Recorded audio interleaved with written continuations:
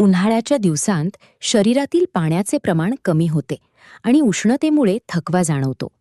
अशा वेळी शरीर आतून थंड ठेवण्यासाठी आहारात काही विशिष्ट पदार्थांचा समावेश करायला हवा.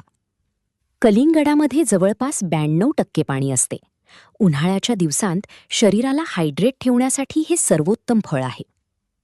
दही हे नैसर्गिकरित्या थंड असते. दुपारच्या जेवणात ताकाचा समावेश करणं अमृतासारखं आहे. दही प्रोबायोटिक असल्यामुळे पचनसंस्था सुधारते आणि पोटातील जळजळ कमी होते. ताकामध्ये थोडं जिरं आणि काळं मीठ घातल्यास शरीराला गारवा मिळतो. उन्हामुळे घामावाटे शरीरातील क्षार बाहेर पडतात.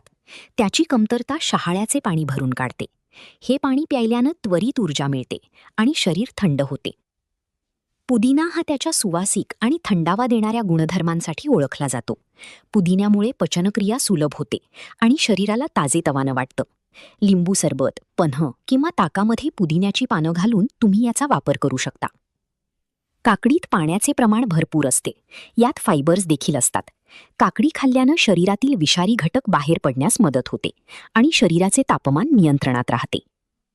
उन्हाळ्यात चहा किंवा कॉफीचे प्रमाण कमी करून जास्तीत जास्त लिंबू सरबत किंवा कोकम सरबत पिण्यावर भर द्या. बाहेरील थंड पेयांपेक्षा घरगुती, नैसर्गिक पेय आरोग्यासाठी अधिक चांगली असतात.